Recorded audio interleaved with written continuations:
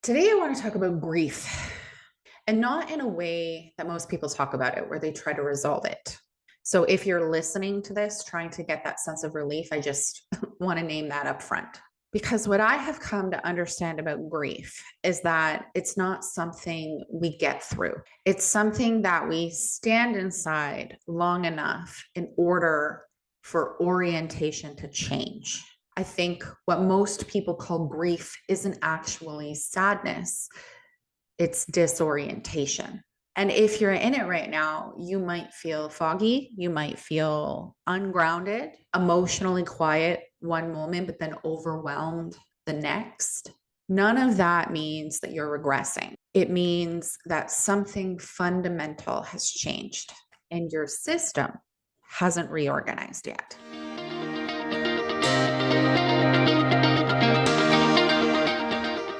I am Jackie Faber, expansion specialist, and I help people step fully into self leadership by understanding the structures that are organizing their experience. This is not about fixing or healing, it's about orientation and choice. So today, I want to talk about grief, not as a loss, but as a collapse of a system that was holding your reality together.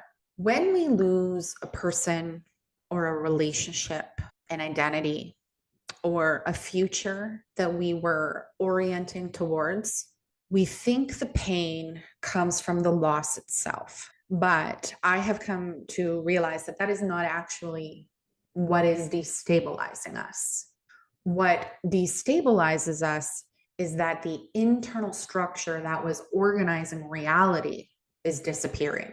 So your routines, your expectations, the roles that you were playing, the way that you imagined tomorrow, all of those things were holding your nervous system together without you even realizing it. So when those things are gone, your system doesn't know where it's at anymore. That's why grief doesn't feel linear. That's why time feels strange. That's why motivation drops away. That's why even simple decisions can feel exhausting. The map you were using no longer works, but the new map hasn't formed yet. So, a lot of healing language frames grief as something to process, something to integrate, and then it eventually completes. And that language is not wrong. From my perspective, it's incomplete because grief isn't just emotional, it's structural. It's not just about feeling the feelings, it's about letting an entire orientation dissolve. When we try to rush to heal grief, what we're often trying to do is to restore coherence quickly, right? We want to feel grounded again. We want to feel clear again. We want to feel like ourselves again. But the version of you that felt coherent existed inside of a structure that no longer exists. So grief then becomes the space between the two structures.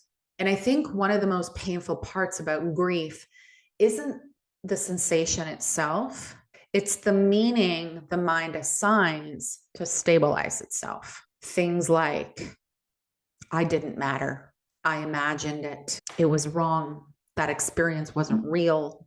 All of these thoughts, they don't come from truth. They come from a system that is desperate to reorient. So the mind would rather land on a painful conclusion than stay in the state of not knowing. But when you believe those stories, that grief you feel actually turns into self-abandonment. You end up collapsing with the structure instead of allowing the structure to collapse around you. So here is what I trust now. Grief doesn't need to be fixed. It doesn't need to be analyzed. It doesn't need to be spiritualized. It needs presence, and not to make it go away, but to allow reorganization to happen naturally. That's not passive. That's authorship. Authorship is staying here in this present moment without making it mean something about you, without trying to become somebody new, without trying to go back to who you were. Grief is not asking you to understand it. It's asking you to stay. So grief isn't here to return you to who you were. It's here to clear the ground for a new orientation, one that hasn't quite revealed itself yet. And that uncertainty, that's not failure. That's the crossing. So I'm really curious, and I would love to know in the comments how all of this landed for you, because I'm going to be very transparent for a moment. This is where I'm at right now. A lot of my earlier work used language like healing and trauma to understand our emotions and attachment and our survival strategies. That language was really helpful for me to understand what was happening in my own system. But I am no longer orienting my identity around healing. But I also do not discard that understanding. That work still exists.